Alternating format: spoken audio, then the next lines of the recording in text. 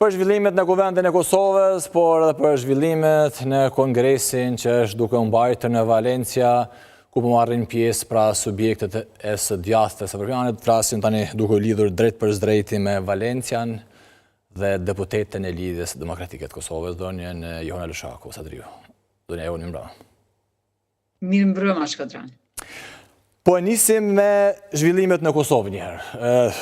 Zonja Johana, po si që pam edhe njëherë për tetën herë, ose për tetën e teta, ndoshta është tjetë e treta e vërteta, por as e teta sub e vërteta, dështoj lëvizjeve vendosje që ta zgjedh kryetaren e kuvendit, me qenë se propozoi Albulena Haxhiun, dhe tash po pritet që në seancën e ardhshme sërish të aprovohet pra për të njëjtën. A mund të ketë ndonjë ndryshim apo sërish do të bëhet edhe e nënta herë që do të provohet?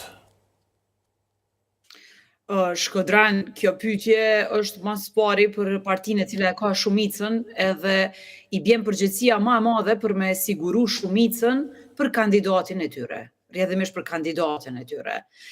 Ne jemi dëshmitar të një situate ku partia nuk është e gatshme, ka lënë vend që të negociojë të flasë me ndonjë parti tjetër dhe të krijojë partneritet për të pasur përkrahje për kryeparlamentaren. Në këtë rast, kjo është edhe një indikacion që kjo parti nuk i ka as shumicën për qeveri. Edhe në këtë situatë, dëmi më madh po i shkaktohet qytetarëve edhe Kosovës, shtetit Kosovës, po e lë pa institucionin kryesor legjislativ, e që nga i cili dalin edhe institucionet e tjera siç është ekzekutivi. Kjo është situatë vërtet e mirë, por është sepse partia më e madhe ka synuar t'i kap krejt votat, e ka synuar, ka besuar që do t'a bëjë një shumicë shumë të madhe, aq të madhe sa që të mos lë hapësirë për asnjë parti tjetër. E kjo në vetvete është problematike si qasje, s'ka të bëjë kurrë me sistem demokratik çfarë na e kemi ndërtu shtetin e Kosovës, po kjo të çon te një përçarje e thellë, edhe të çon në një situatë ku ti bllokon institucionet. Po me thënë drejtën, unë po besoj edhe që është në interesin e vetë kësaj partie, se po i shfrytëzon favoret që ja jep pushteti. Krejt jo në mënyrë ligjore, po e mban peng edhe qeverinë, duke shkuar për kundër betimit, duke ushtruar detyrat e ministrave dhe kryeministrit, edhe në anën tjetër duke e mbajt peng krejt parlamentin.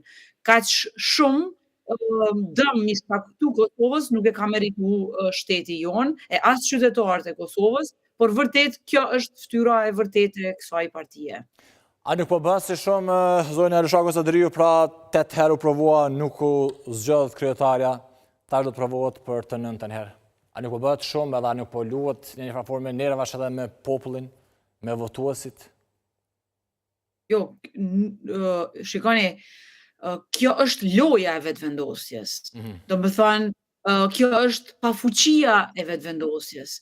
Kjo është ajo që vërtet ne nuk do të dëshironim asnjëherë, ne do të dëshironim që qysh herën e parë të ishin numrat e qartë, se kush e ka shumicën dhe të procedonim me themelimin e institucioneve. Edhe si parti e kemi dhënë qëndrimin ton ashtu siç e kemi pas edhe përpara zgjedhjeve, po ajo ka qenë konsistente që bashkëpunimi jon për të bërë shumica edhe qeveritare edhe parlamentare për vetëvendosje nuk jemi të hapur edhe për shkak të gjuhës që ka përdorur gjatë kampanjës, po edhe mënyrës se si ka qeverisur gjatë 4 vjetëve të fundit.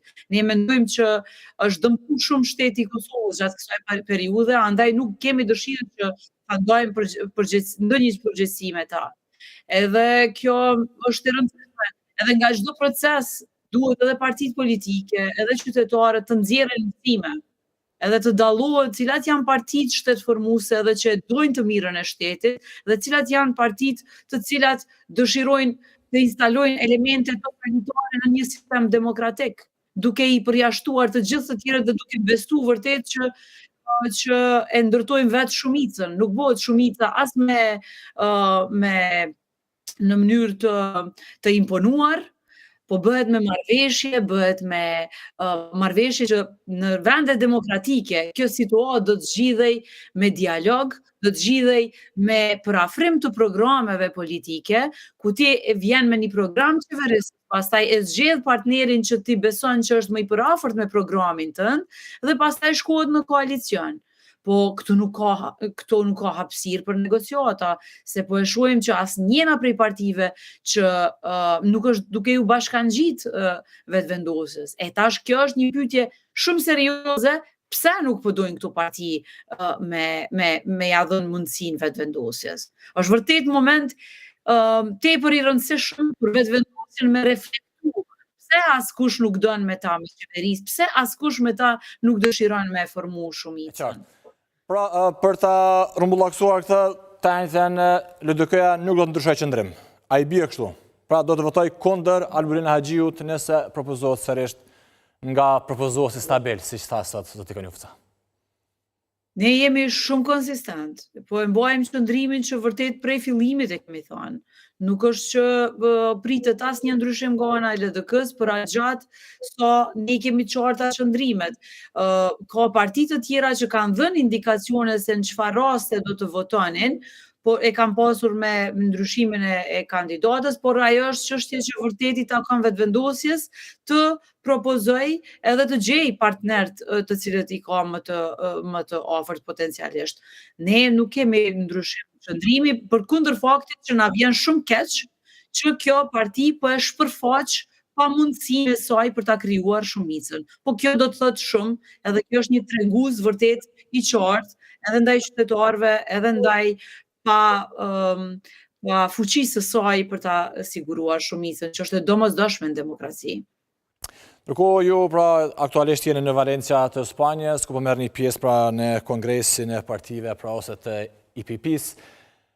A kanë shprehur si temi interesim kolegët tuaj nga subjektet e djatha të Evropës për situatën e Kosovës? A ju kanë pyetur se çfarë po ndodh?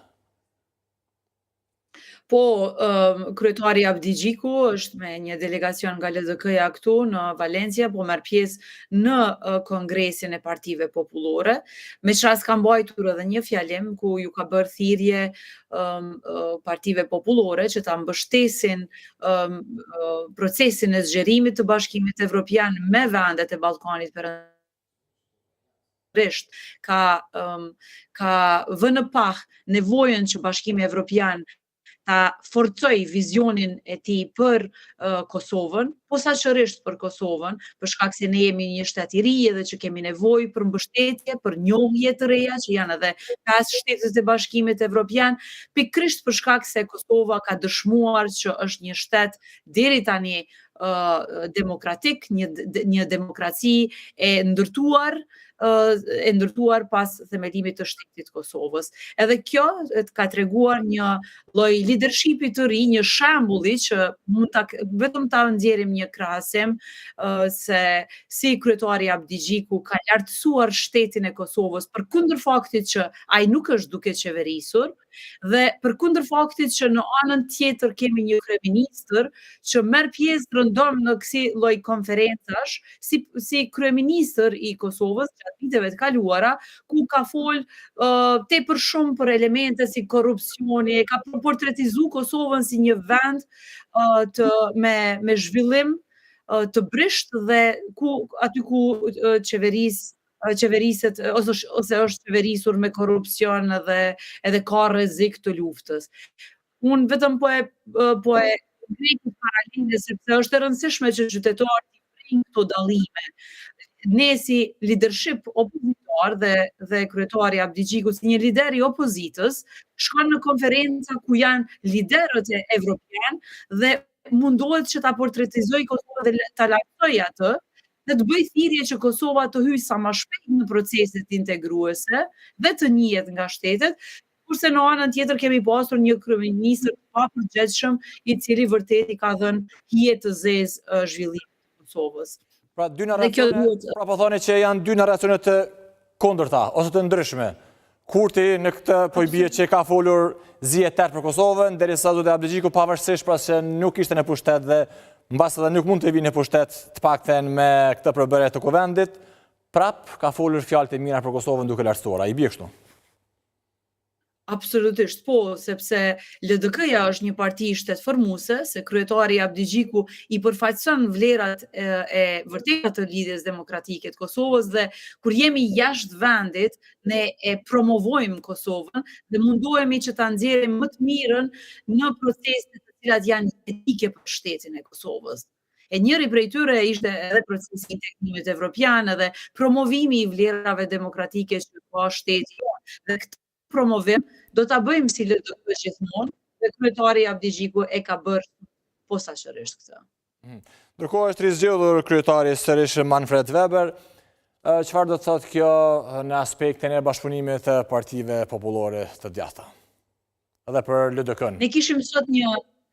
Ne kishim sot një takim me presidentin Weber, me të cilin kemi relacione shumë të mira, e kam mbështetur edhe garën e fundit të LDK-s, edhe të kryetarit Abdixhiku dhe besonte shumë që kryetari Abdixhiku është kryeministri më i duhur i Kosovës, posaçërisht në këto zhvillime kur jemi në luftë me gjuhën populiste dhe me marrjen e votave nga populistët në disa vende të Evropës dhe në të tjera në Kosovë, por ai e sproi kryetarin Abdixhiku që e ka mbështetjen e plot të partive popullore evropiane, edhe për të promovuar Kosovën, edhe për thirrje për përheqje të sanksioneve ose të masave, por edhe për njohje të reja nga shtetet evropiane.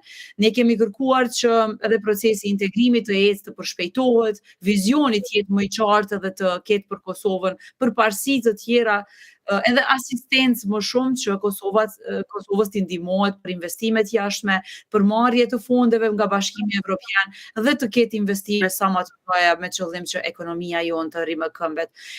Ne kemi një mbështetje të hatashme, vërtet besojmë që kjo mbështetje do t'i sigurojë Kosovës një integrim më të shpejtë dhe një zhvillim ekonomik më të shpejtë, por në anën tjetër edhe bashkëpunim me vendet për përmirësim të pozitës së diasporës sonë anë mban shteteve të Bashkimit Evropian. Zona Lushakos Adriu, falenderoj shumë për këtë inkuadrim të drejt për drejt nga Valencia këtu në turnin special në Ekran Kosova. Ishte kënaqësi, faleminderit. Natën e mirë. Ndërkohë në vijim do të ndjekim një material që bën një krahasim